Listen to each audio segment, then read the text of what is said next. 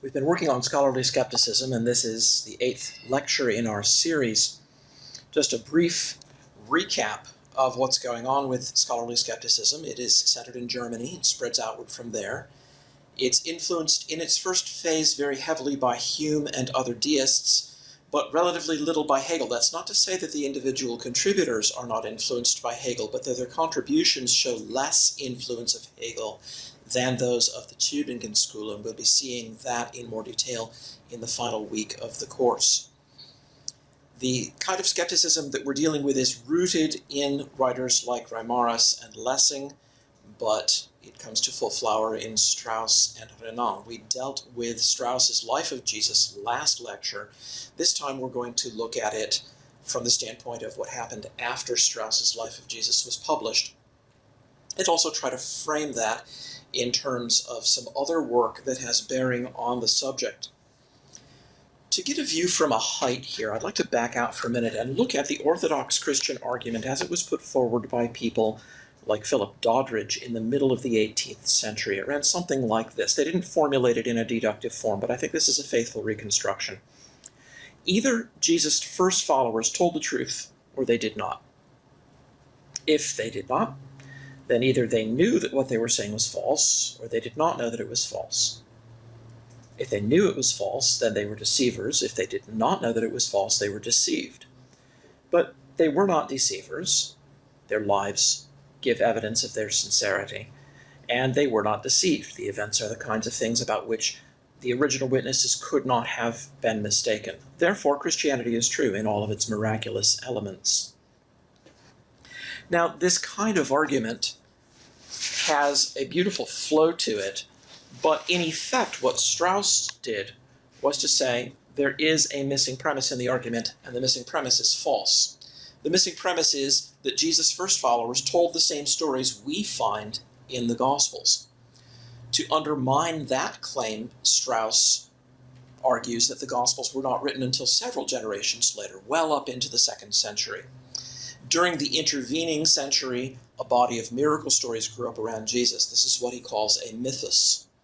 By the time these stories were finally written down, there was no one living who could compare them with the non-miraculous events that actually took place. There were no living eyewitnesses. There were, in all probability, not even any people living who had spoken to living eyewitnesses. So the whole thing was beyond the reach of the kind of evidence that they would have had available had the stories been told closer to the time. In fact, Strauss says in his Life of Jesus that the idea that any of the Gospels were written by the people whose names they bear, by original followers of Jesus or their immediate companions, is fatal to his theory, and he therefore absolutely must dissociate the Gospels from their traditional authors.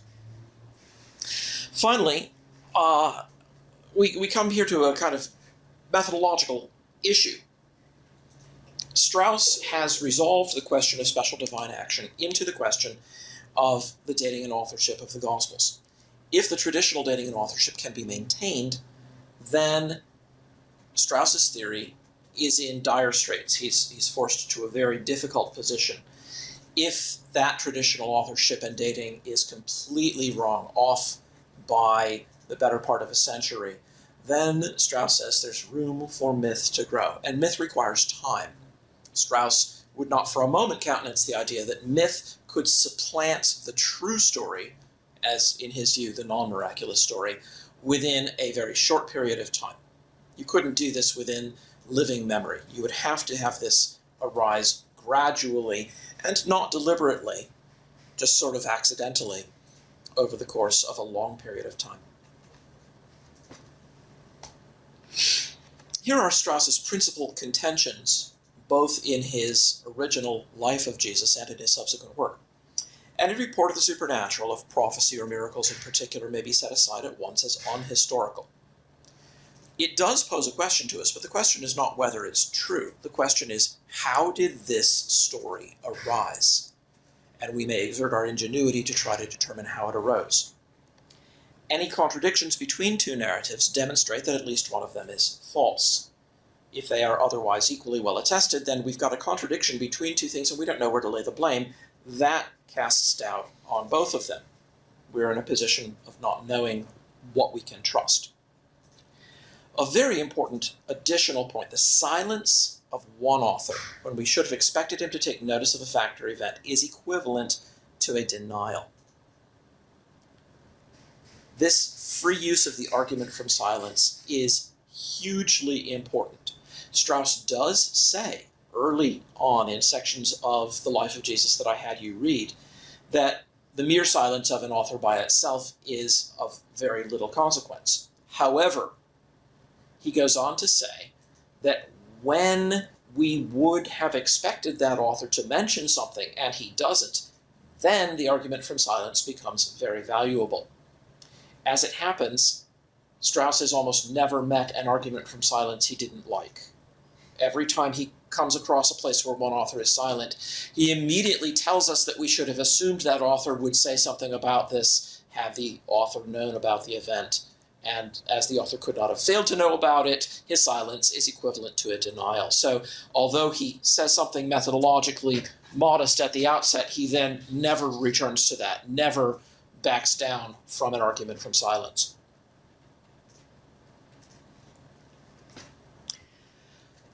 A fourth methodological contention is that we can explain how a narrative took shape by finding parallels between its parts and older literature to which the authors had access. So when we look at a narrative like the announcement of the birth of John the Baptist and his life, we can find bits and pieces that correspond to this in the Old Testament. Oh, Zechariah, his wife's name is Elizabeth. Well, according to the Septuagint, that was also the name of Aaron's wife. So there we go. We've explained Elizabeth.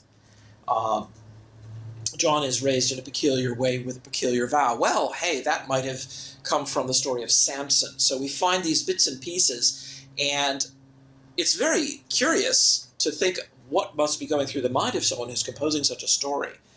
There is a long history of people trying to write novels by stealing ideas from other people's novels. But this really takes the cake. This would be such a spectacular example of the cut and paste school of composition that the only way that Strauss can secure the authors from the charge of really just being plagiarizers is to say that they did not intend to plagiarize. Their minds were just so full of these bits and pieces that they came to them naturally.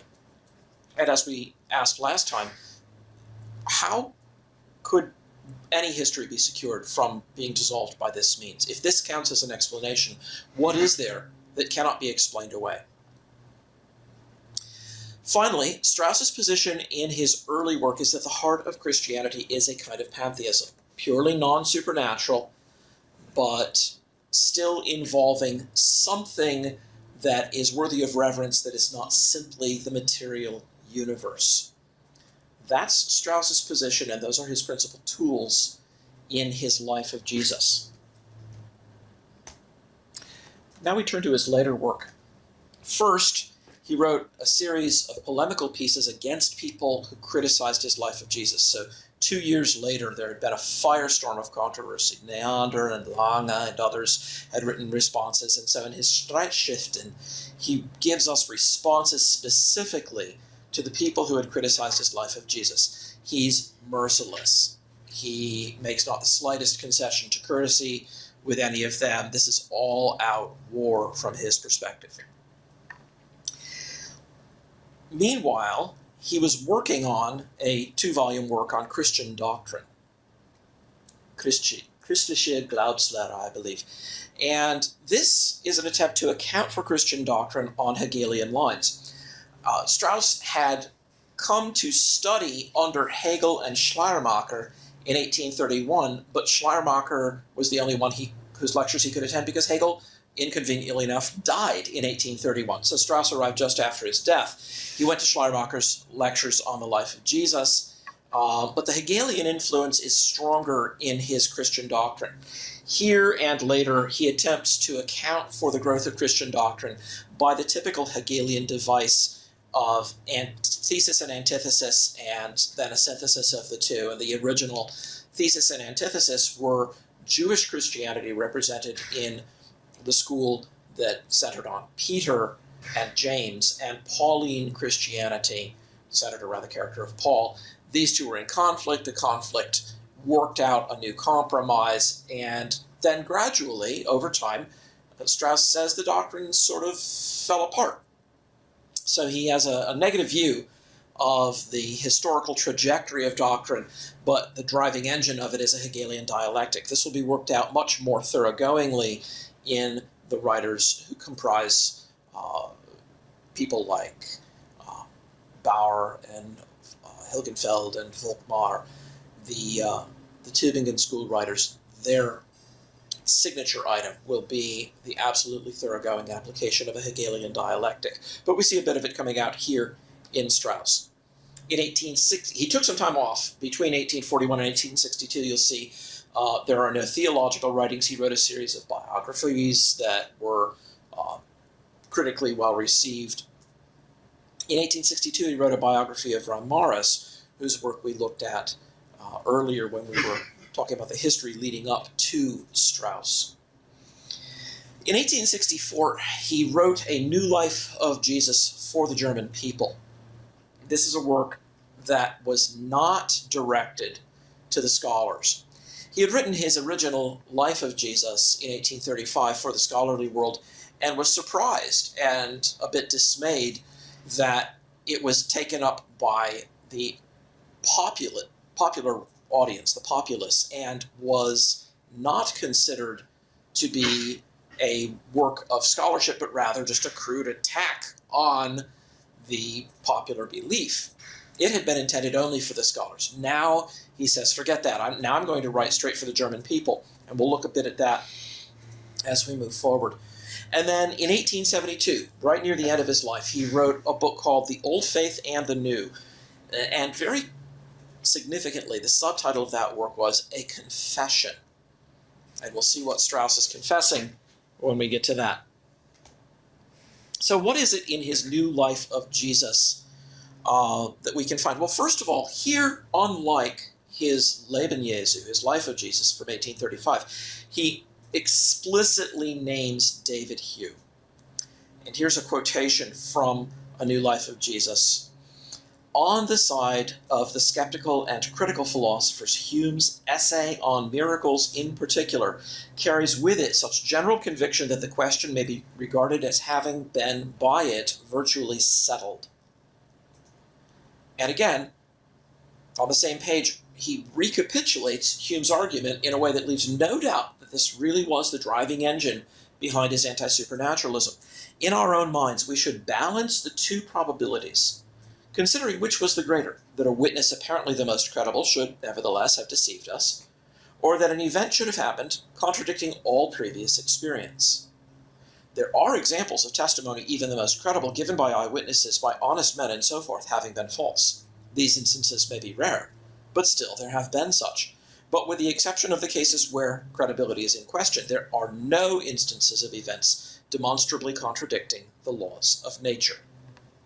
So there it is. It's an arm wrestling contest between testimony and the laws of nature. And as Hume put it, the laws of nature have unexceptionable testimony. They are supported by an argument from experience as strong as can possibly be imagined. No argument could be stronger. Of course, they're not going to lose if we put them up in a contest against testimony. Testimony, even taken at its best, even of honest and credible witnesses, and so forth. So it's very clear that for Strauss there is no new discovery per se, no special new line of philosophical argument, no piece of evidence that convinces him of this. It is David Hume's influence coming out. So this is a very important concession or admission on his part. He's punting to Hume, and he does not offer any further defense of this. So that's a very important reference. If you're writing anything about Strauss, this is a very important place to go. When he moves to the Old Faith and the New 8 years later, he puts the choice much more starkly. Pantheism no longer interests him. The choice lies between atheistic Darwinism or supernatural Christianity. And he writes in a way that calls to mind Richard Dawkins' comment in The Blind Watchmaker that although atheism might have been logically tenable before Darwin, Darwin made it possible to be an intellectually fulfilled atheist. This work shows just how thoroughly Strauss had been captivated by Darwin's idea and how he had taken it further than Darwin himself. He acknowledges that Darwin stops short at the origin of life, but he himself has no such qualms. He thinks eventually we'll just push it all the way through and have the simplest living things arising out of non-living matter. We'll have abiogenesis. That will be the end of the whole discussion.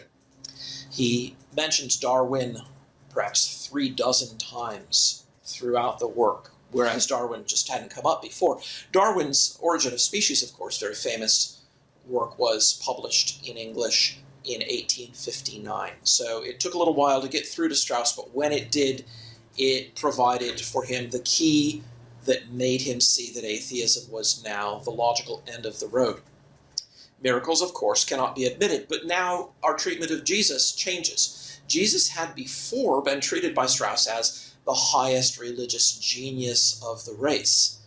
He was a moral example. His consciousness was pure. Now Strauss has demoted Jesus. We, that is critical scholars who agree with Strauss, are no longer Christians, he says. And insofar as we have a religion, it's simply a feeling of dependence on the universe. Jesus was a dreamy fanatic. It was all just a baseless fabric of a vision. It can all be discarded. So those who had looked to Strauss to provide them with what Matthew Arnold wanted, a way of retaining a warm feeling toward the eternal not ourselves that makes for righteousness, found that at the end Strauss himself had given that up and offered them nothing more than materialism in a very straightforward form.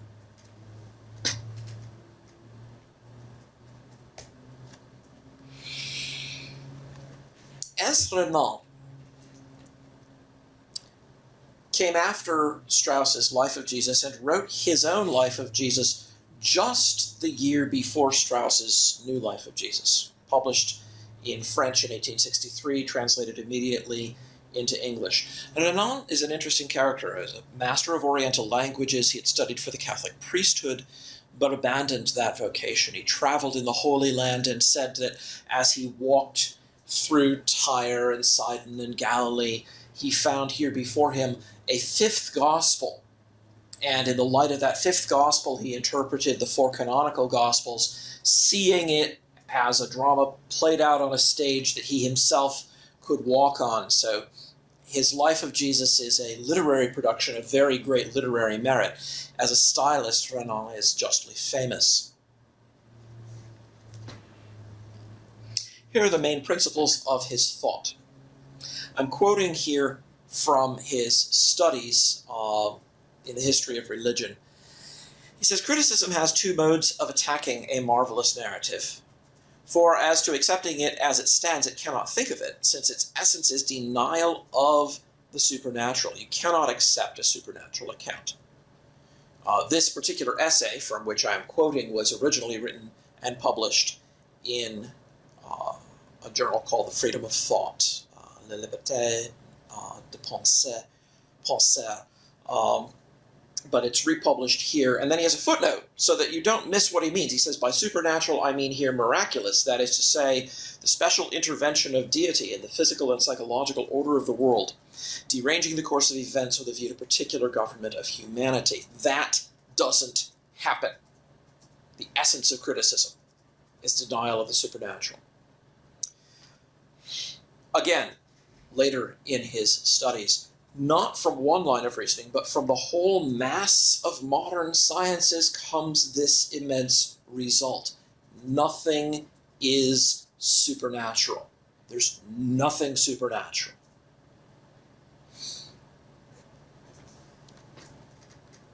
This is not a point that Renan argues. It is the starting point. These principles shape his work, but he declines to offer any defense for them. His work is written for people who are enlightened, as he is enlightened, who see what he sees.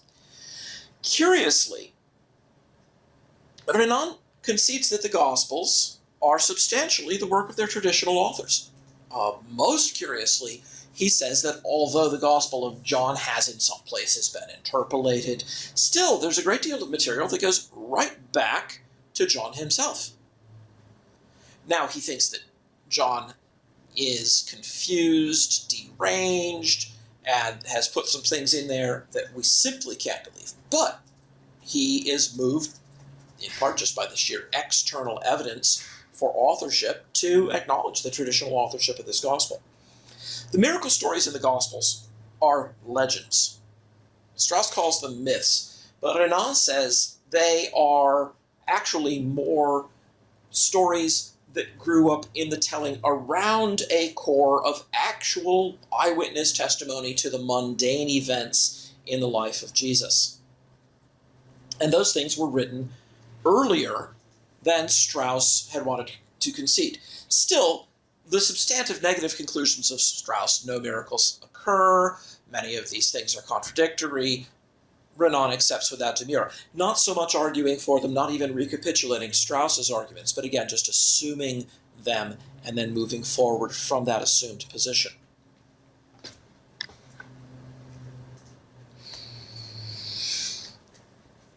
You may have wondered, as we were taking so much time focusing on people like Lessing, Reimarus, Strauss, Paulus, and Renan, what was going on the other side of the argument? And here there are a few things.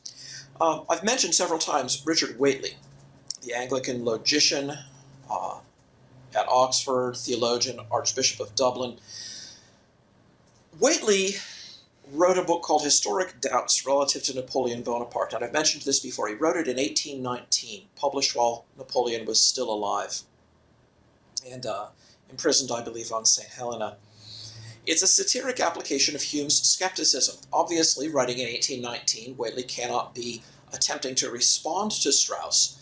But since Strauss's line of attack depends so heavily on finding incredibilities and discrepancies in narratives, and then saying that on that basis we must discard them, Whately's critique is actually very timely with regard to Strauss, because it attacks the fundamental principles from which Strauss's critique springs. So he has no difficulty showing that there are many absolutely incredible things reported of Napoleon, that these are the kinds of things that are unprecedented in human affairs, that we would not credit them under ordinary circumstances, and he weaves a fanciful tale of how the British government decided that the French would be a good target if only they could encourage Englishmen to hate the French in one particular person personified. That would increase national unity, and so they invented someone to play the good part, the Bonaparte, of being the antagonist to the English people, ultimately vanquished, of course, by English valor. So by such means, and making free use of moves that will be remarkably similar to those Strauss uses, he manages to dissolve the entire history of Napoleon into a fable. This is quite an interesting work, was enormously popular, but it's written in a popular way. It's not a contribution to scholarship. Whately was more than capable of doing that, but this is not what he was trying to do here. He really started a genre of theological satire on the orthodox side. There are several other satires of this kind. Charles Hudson's Doubts Concerning the Battle of Bunker's Hill was one on the American side. Oliver Price Buell in the 1890s, responding to the kind of skepticism that T.H. Huxley had picked up from the Tübingen School, wrote a work called The Abraham Lincoln Myth.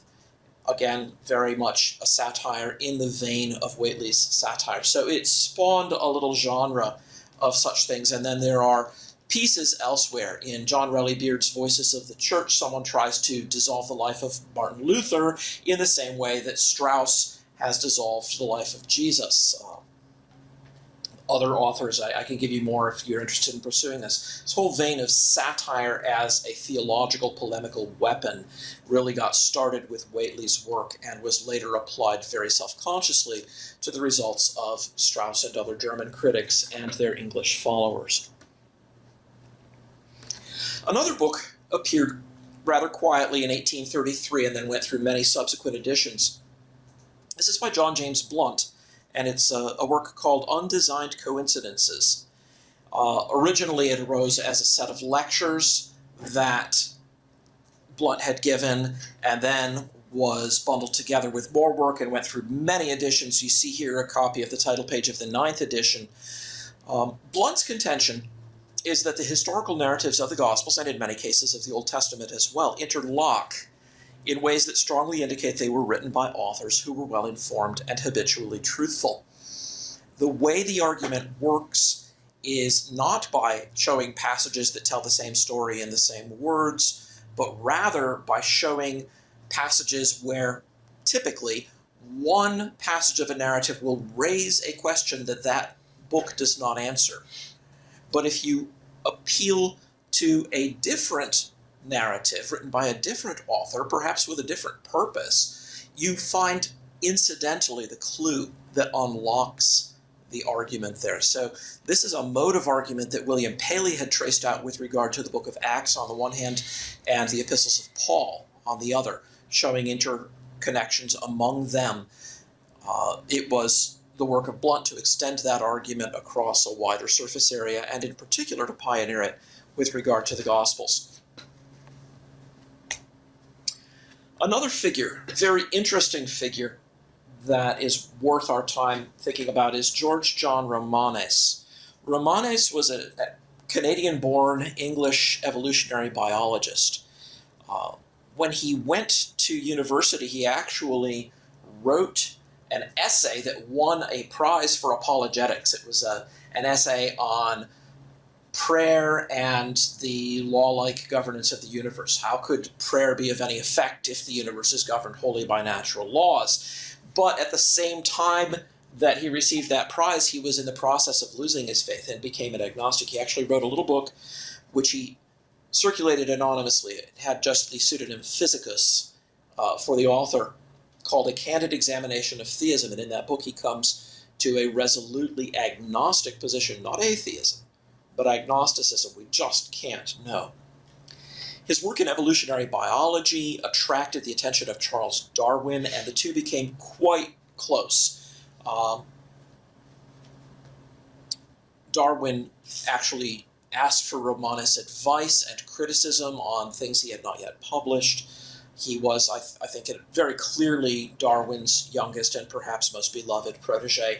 When Darwin died, Romanes grieved more than he had grieved for the death of his own father. Near the end of his life, Romanes actually reconsidered his doubts, and he reconverted to Christianity, persuaded in part by the work of scholars like Westcott and Lightfoot. We'll be looking at them in the final week of this course. But their work came to him through the medium of some of his friends, Canon Scott Holland and Bishop Gore, and he realized that something had been wrong with his agnosticism. It had not been pure enough, he said, and he needed to retrench. So in the last 2 months of his life, while he was suffering with a debilitating brain tumor, probably, he began working on a manuscript, and he said at one point to his wife, "If I die before I finish this, give it to Gore, he'll know what to do with it."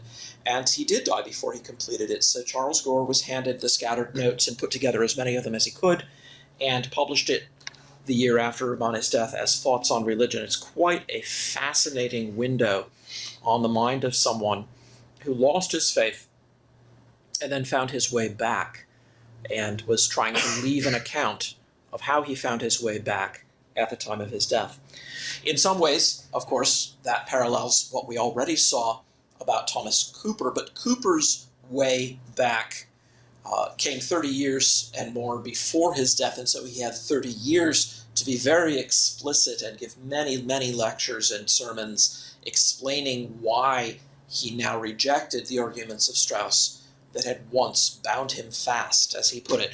But in Romani's case, this is someone who's not a self-educated polymath, but rather a celebrated evolutionary biologist. So it's quite fascinating. He never saw any contradiction between his Darwinism and his recovered Christianity. So it's not that he recanted his Darwinism or anything like that.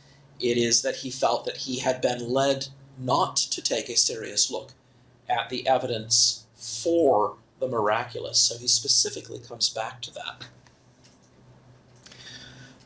There are many other responses to Strauss and Renan.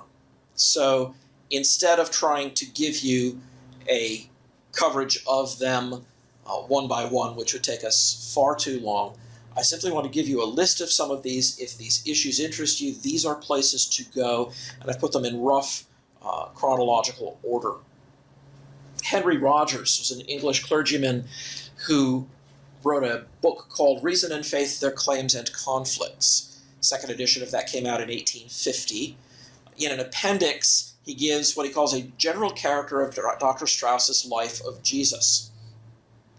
So as you can see, that fills about 30 pages of the appendix to his work.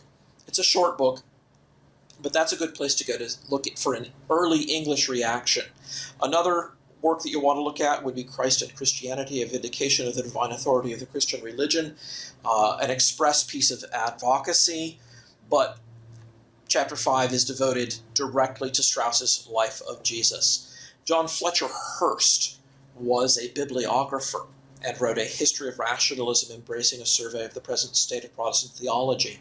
Chapter 11 talks about the reaction produced by Strauss's life of Jesus. That's another good source if this is a topic that interests you.